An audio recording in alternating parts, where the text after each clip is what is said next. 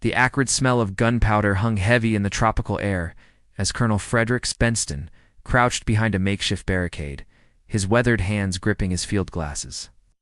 Through the morning haze of February 4th, 1899, he could see the sprawling expanse of Manila stretching before him like a chessboard waiting for the next deadly move.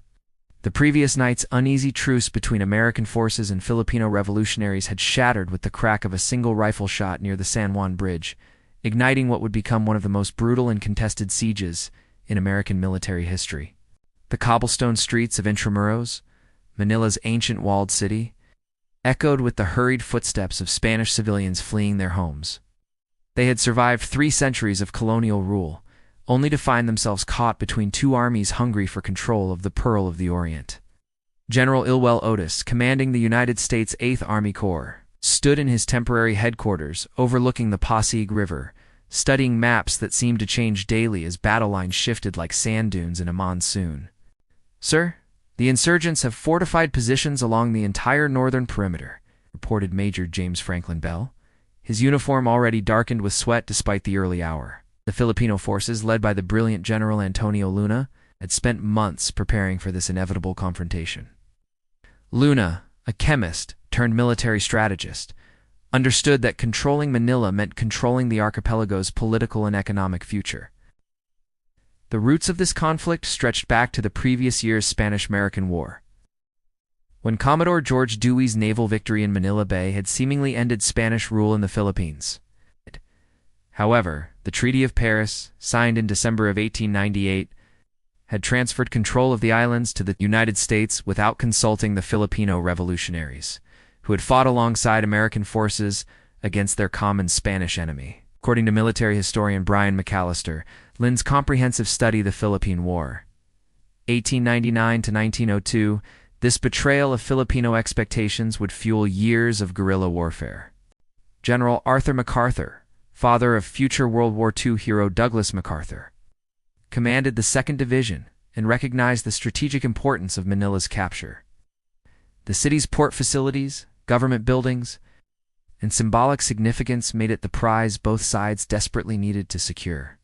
Filipino President Emilio Aguinaldo had declared independence the previous June, but American policymakers viewed the islands as crucial stepping stones to Asian markets and naval bases.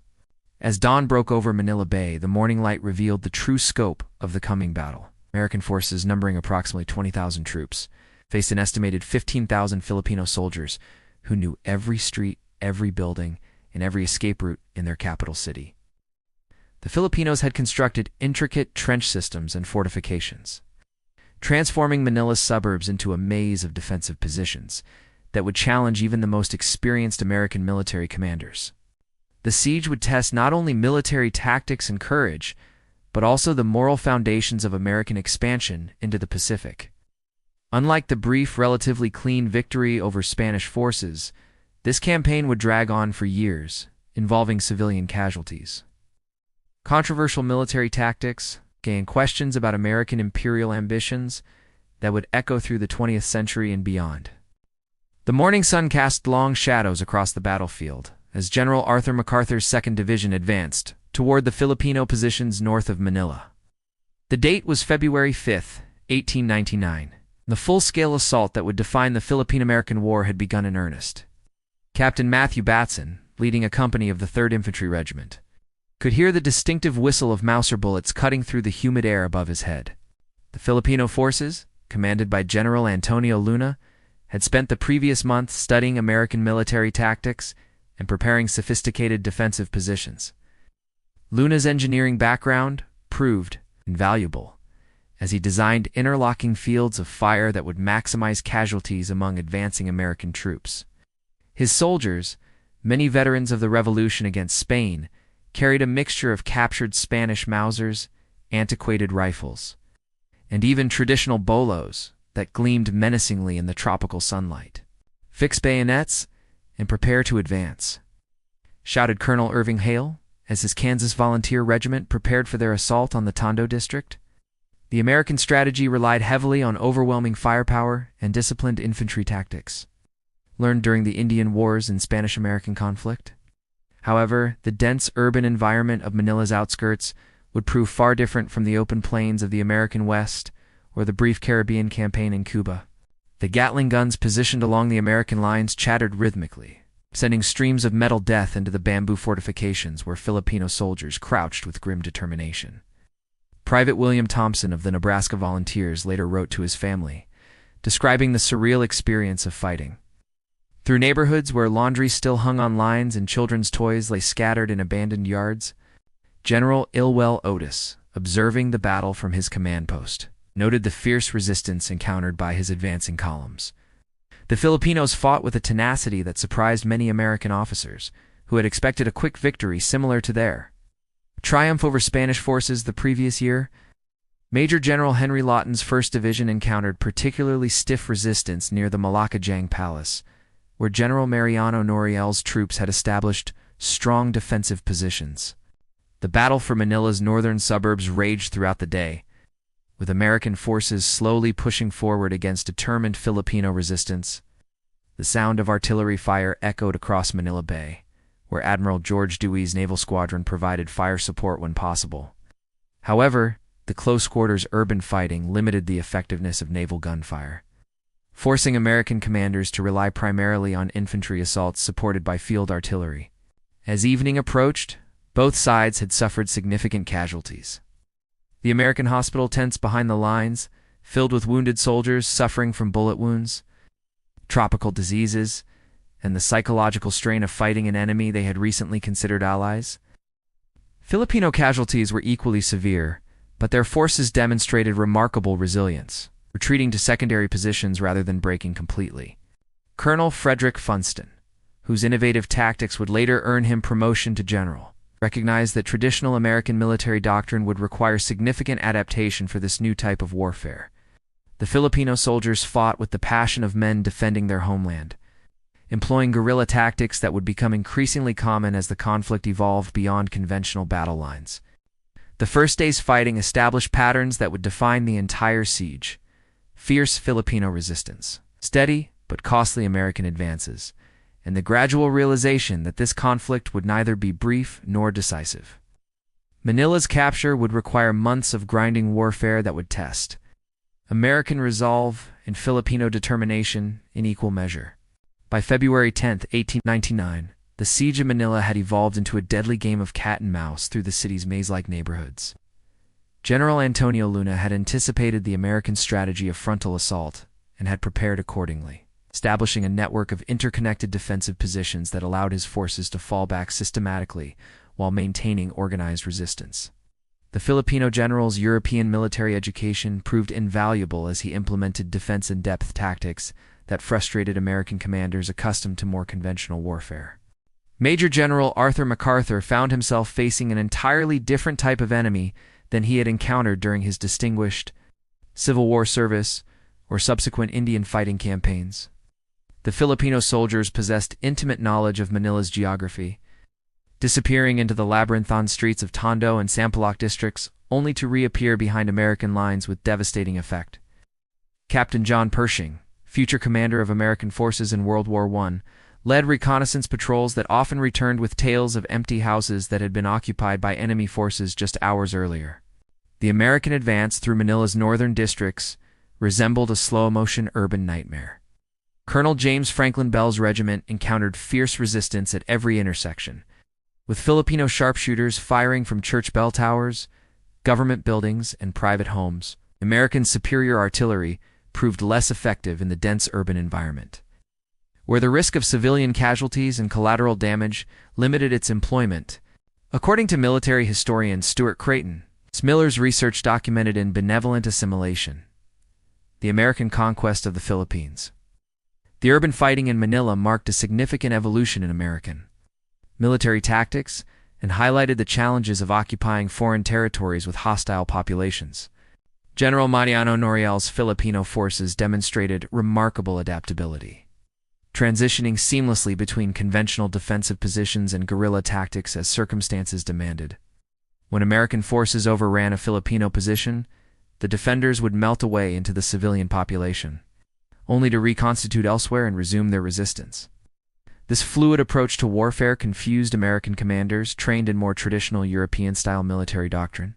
The civilian population of Manila found themselves trapped between competing armies, with many families forced to abandon their homes and seek refuge in churches, schools, and other neutral locations. Spanish colonial officials, still present in significant numbers, attempted to maintain some semblance of civil order while navigating the complex political situation created by the American occupation and Filipino resistance. Colonel Frederick Funston's innovative approach to urban warfare began to show results during the second week of fighting.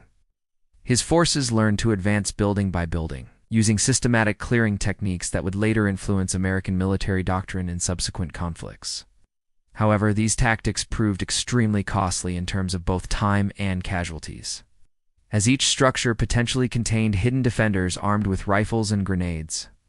The psychological strain of urban warfare began affecting soldiers on both sides. American troops, many of whom were volunteers from rural communities, struggled with the moral complexities of fighting in a heavily populated city where the distinction between combatants and civilians often blurred.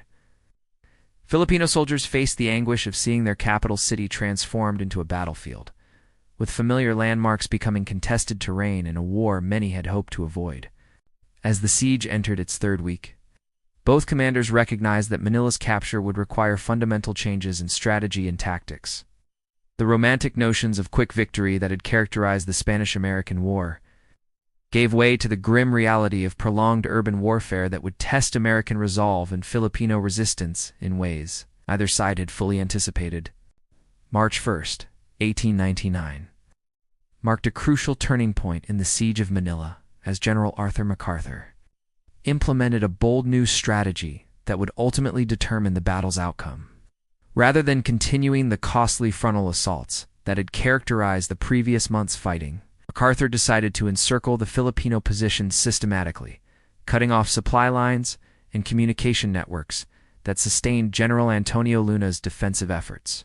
The American 14th Infantry Regiment, under Colonel Robert Hughes, began advancing along the Pasig River's southern bank, threatening to isolate the Filipino forces defending Manila's northern districts.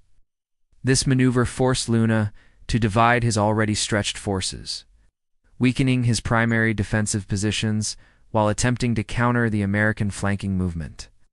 The Filipino general's tactical brilliance remained evident, but the limitations of his resources became increasingly apparent as American pressure mounted from multiple directions. Captain Matthew Batson's company played a crucial role in the river operations, using small boats to conduct reconnaissance missions and harass Filipino positions along the waterway. These amphibious operations represented an innovative adaptation to Manila's unique geography, demonstrating the flexibility that would become a hallmark of American military doctrine in the Pacific theater. The breakthrough came during the second week of March, when Colonel Frederick Funston's forces successfully penetrated the Filipino defensive line near the Malaban district. Funston's troops, moving under cover of darkness, managed to establish a foothold behind the main Filipino positions, threatening to collapse the entire northern defense network. The operation required exceptional courage and coordination, as American soldiers advanced through unfamiliar terrain while avoiding detection by enemy patrols. General Antonio Luna faced an impossible strategic situation as American forces threatened to surround his positions completely. His options were limited: maintain static defensive positions and risk encirclement, or order a general withdrawal that would abandon Manila to American occupation. Luna's decision to begin a strategic withdrawal demonstrated his understanding of the broader military situation, even as it meant sacrificing the symbolic and practical advantages of controlling the Philippine capital. The Filipino withdrawal from Manila's outer districts began on March 15, 1899, conducted with remarkable discipline despite the desperate circumstances. Luna's forces destroyed bridges, blocked roads, and eliminated anything of potential value to the advancing Americans. This scorched earth approach reflected the Filipino leadership's recognition that their struggle against American occupation would likely continue long after Manila's fall. American forces encountered surprisingly little resistance as they advanced into previously contested neighborhoods.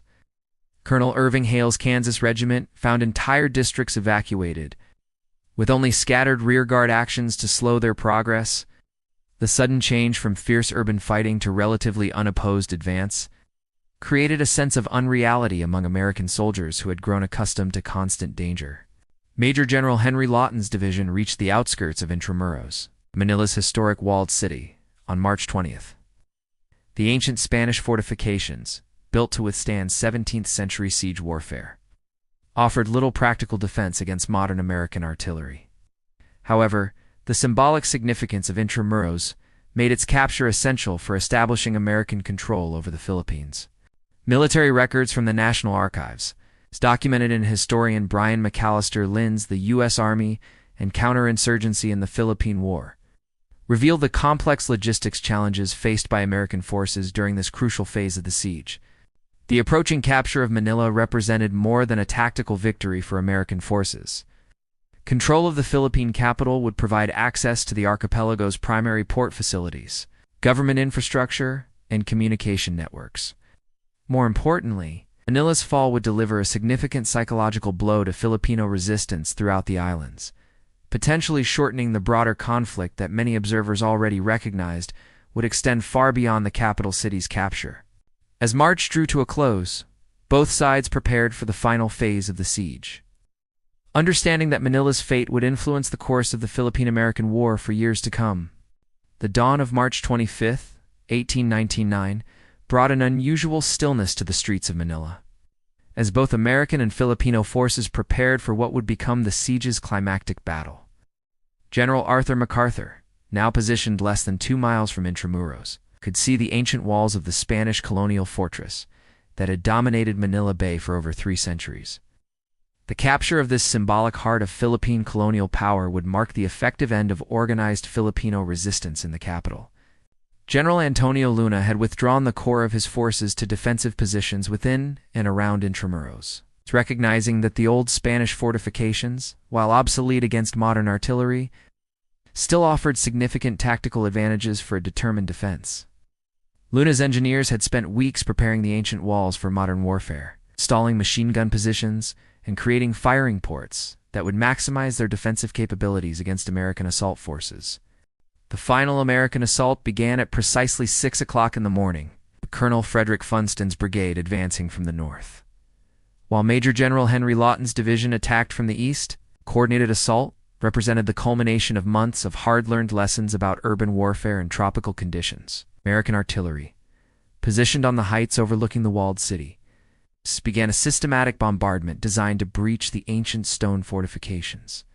Captain John Pershing led the initial assault against the northern wall, his men advancing under intense fire from Filipino defenders, who had transformed every window and rooftop into a potential sniper's nest.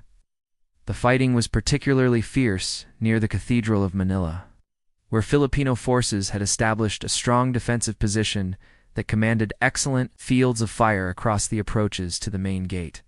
The psychological impact of the artillery bombardment on both sides proved as significant as its physical effects. American soldiers, witnessing the systematic destruction of Manila's historic architecture, experienced conflicting emotions about their mission to civilize and democratize the Philippines. Many later wrote home describing their discomfort with the level of destruction required to overcome Filipino resistance. Filipino defenders, fighting literally with their backs to the wall, demonstrated extraordinary courage in the face of overwhelming American firepower. Private testimonies collected after the battle revealed that many Filipino soldiers understood they were fighting their last organized battle for Philippine independence, at least in the conventional sense. This knowledge seemed to inspire rather than demoralize the defenders, who fought with suicidal determination.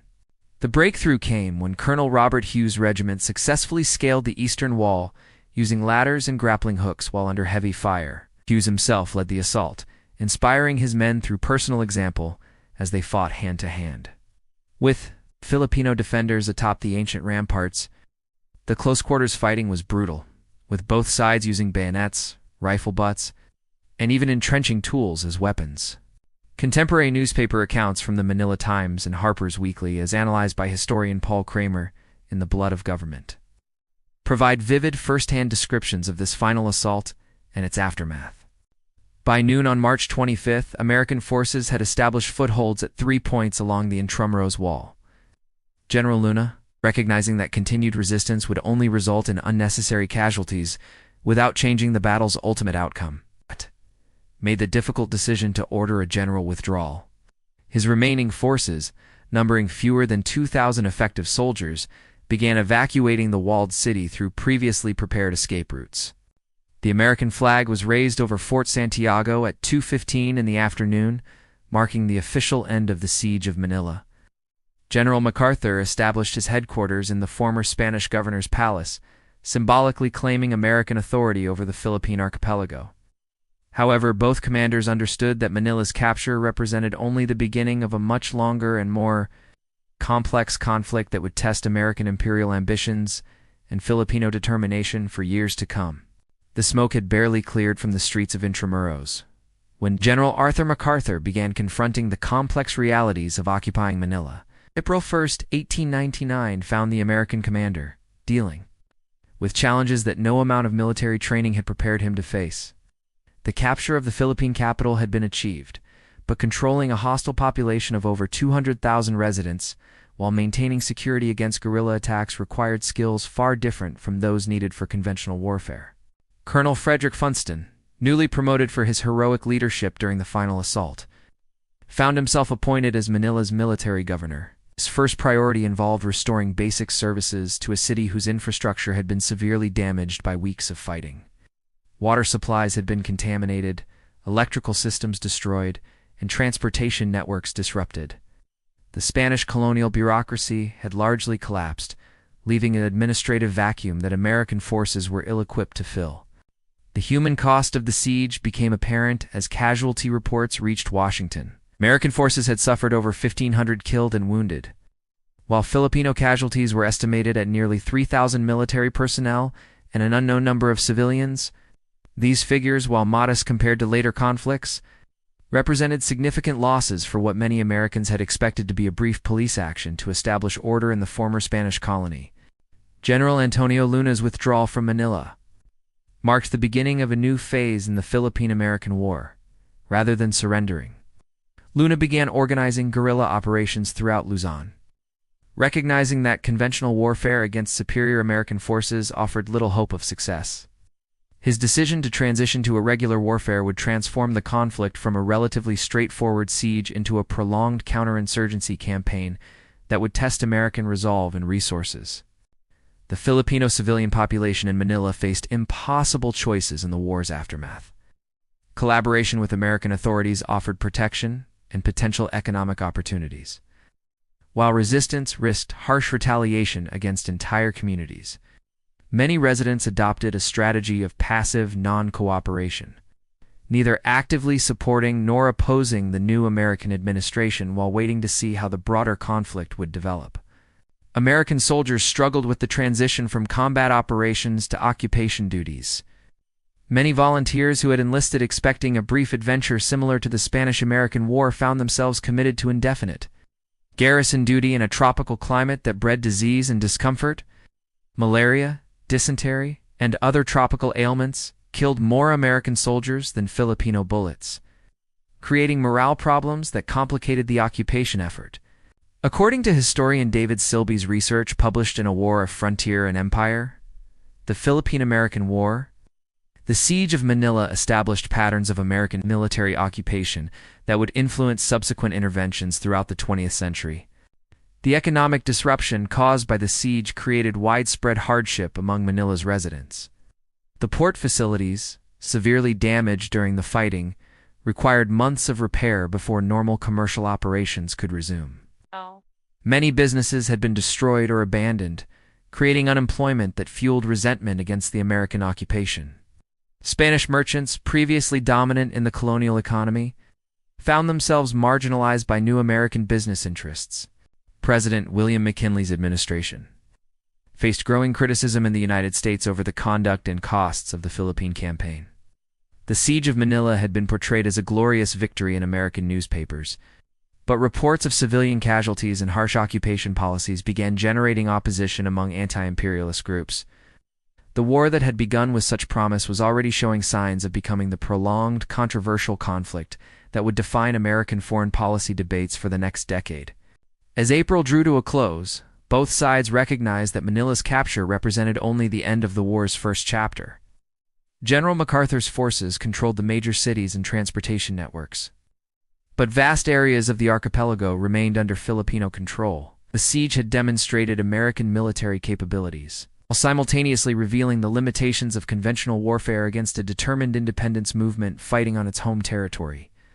1 year after the siege's conclusion, Manila bore little resemblance to the battle-scarred city that had fallen to American forces in March of 1899. By April of 1900, General Arthur MacArthur had transformed the Philippine capital into the administrative center of American colonial rule, complete with new government buildings, improved sanitation systems, and educational institutions designed to benevolently assimilate the Filipino population into American civilization. The long-term consequences of Manila's capture extended far beyond the Philippines themselves. In Washington, President William McKinley's administration used the victory to justify American expansion into the Pacific, arguing that the successful occupation of Manila demonstrated American capability to govern tropical colonies responsibly. However, the ongoing guerrilla warfare throughout the archipelago provided ammunition for anti-imperialist critics who questioned the morality and practicality of American empire building. General Antonio Luna's transition to guerrilla warfare had proven prophetic, as his irregular forces continued harassing American positions throughout Luzon and other islands. Luna himself would be assassinated by rival Filipino factions in June of 1999. But his strategic vision of prolonged resistance survived his death. The siege of Manila had eliminated organized Filipino conventional forces, but it had also created the conditions for a protracted insurgency that would continue until 1902.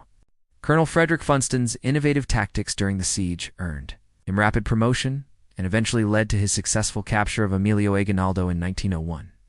Funston's experiences in Manila influenced American military doctrine for decades, contributing to the development of urban warfare techniques that would prove valuable in subsequent conflicts throughout the 20th century. His emphasis on small unit tactics and cultural understanding became standard elements of American counterinsurgency training. The siege had profound impacts on Filipino society that extended well beyond its immediate military consequences. The destruction of much of Manila's traditional architecture symbolized the end of Spanish colonial culture and the beginning of American influence that would reshape Philippine society fundamentally. Educational reforms introduced by American administrators created a new generation of English-speaking Filipinos who would eventually lead the independence movement in the 1930s and 40s. Captain John Pershing's service during the Manila siege provided valuable experience that would serve him well during his later campaigns against Muslim insurgents in the southern Philippines and ultimately during his command of American forces in World War I. The urban warfare techniques developed during the siege influenced American military thinking about colonial pacification and would be refined during subsequent interventions in Latin America and elsewhere. Military historian Brian McAllister Lynn's comprehensive analysis in the Philippine War, 1899 to 1902, demonstrates how the Siege of Manila established precedents for American military occupation policies that would be repeated in numerous 20th century interventions. The economic transformation of Manila under American rule created lasting changes in Philippine society. American business interests replaced Spanish merchants as the dominant commercial force, introducing new technologies and management practices while also creating new forms of economic dependency. The port facilities rebuilt after the siege became crucial links in expanding trans-Pacific trade networks that connected the Philippines to American markets. Perhaps most significantly, the Siege of Manila established the template for American overseas interventions that would characterize much of the 20th century. The pattern of initial military victory, followed by prolonged occupation and nation-building efforts, would be repeated in numerous conflicts from Haiti and Nicaragua to Iraq and Afghanistan. The lessons learned and sometimes forgotten during the Philippine-American War continued influencing American foreign policy decisions long after the last veteran of the Manila siege had passed away. The Siege of Manila ultimately succeeded in its immediate military objectives, while failing to achieve its broader political goals. American forces captured the Philippine capital and eliminated organized Filipino resistance, but they could not eliminate the desire for independence that would eventually prevail in 1946. The siege marked both the high point of American imperial expansion and the beginning of questions about the costs and morality of empire that would resonate throughout American history. As the 20th century dawned, Manila stood as a symbol of both American military prowess and the complex challenges of governing distant peoples who had never requested American protection or civilization. The siege that had begun with such confidence in American righteousness had evolved into something far more ambiguous, a victory that raised more questions than it answered about America's role in the wider world.